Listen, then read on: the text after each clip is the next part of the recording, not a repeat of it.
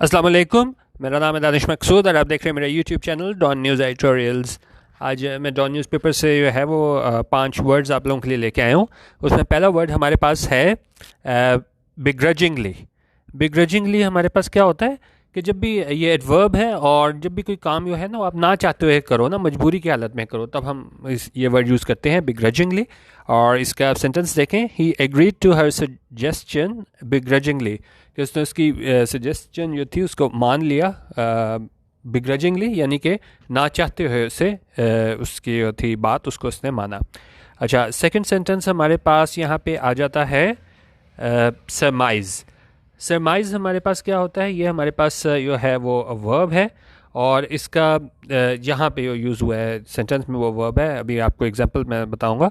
और इसका मतलब क्या होता है कि आप किसी चीज़ को सपोज कर लो कि वो ठीक है, लेकिन क्या है आपके पास उस चीज़ का जो है वो एविडेंस ना हो, सबूत हो उस बात को साबित करने के लिए। ठीक है, बस अपनी तरफ से आप फ़र्ज़ कर लो। जिस तरह एग्जांपल देखें, he summarized that something must be wrong, मतलब उसने अपने आप से ही फ़र्ज़ कर लिया कि समथिंग मस्ट बी रॉन्ग, यकीनन कुछ ना कुछ गलत होगा। उसके पास इस चीज़ का प्रूफ नहीं था, लेकिन जो है उसने अपने आप पे क्या है अपने तौर पे गेस कर लिया। एक और इसका सिमिलर वर्ड मीनिंग हमारे पास होता है गेस, और एक और जो ज़्यादा वर्ड यूज़ होता है वो होता है कंजेक्चर।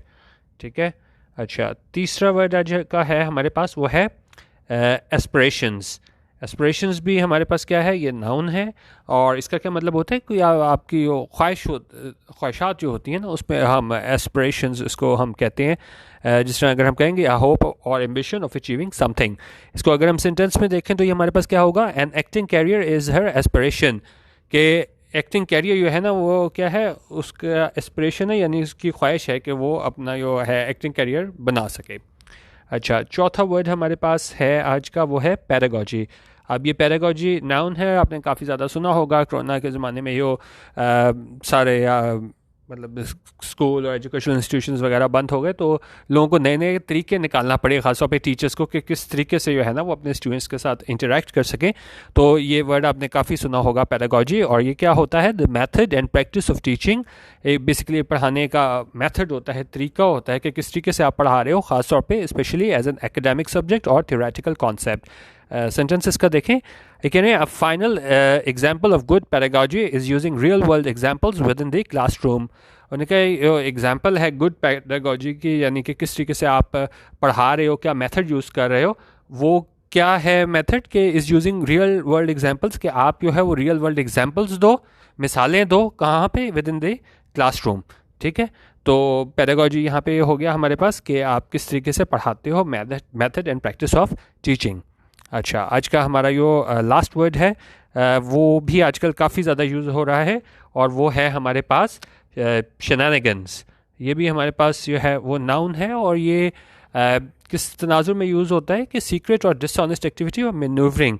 ठीक है, जो आप छुप के डिसऑनेस्ट जो है वो एक्टिविटी करो, तो वहाँ पे हम ये यूज़ करते हैं shenanigans। और आजकल आपको कहाँ पे ये एडिटोरियल और ओपिनियन में नज़र आ रहा होगा, जिस तरह ये हमारे पास ये पहले सेनेट का इलेक्शन हुए, ठीक है, और आज भी हमारे पास जो इसमें इलेक्शन में जो हारा है गिलानी, ठीक है, तो उसमें भी ये वर्ड जो है ना गवर्नमेंट भी यूज़ करती रही, और अब जो है ज़ाहिर है अपोजिशन भी आज यूज़ करेगी।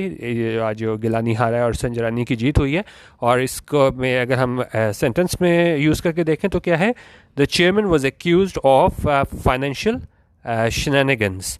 ठीक है, कि जो चेयरमैन है उस पे इल्ज़ाम लगाया गया किस चीज़ का, फाइनेंशियल शेनानिगन्स का, यानी कि उसने डिसऑनेस्टी की है, आप कह लें कि फाइनेंशियल डिसऑनेस्टी की है। ठीक है, तो ये आज के मेरे 5 वर्ड्स थे हमारे पास। ठीक है, और आप इस पर फीडबैक अपना ज़रूर दे दीजिएगा। और मेरा चैनल जो है youtube.com/donnews एडिटोरियल्स, ये भी आप ज़रूर सब्सक्राइब कर लीजिएगा। वीडियो देखने का बहुत शुक्रिया। अल्लाह हाफ़िज़। पाकिस्तान जिंदाबाद।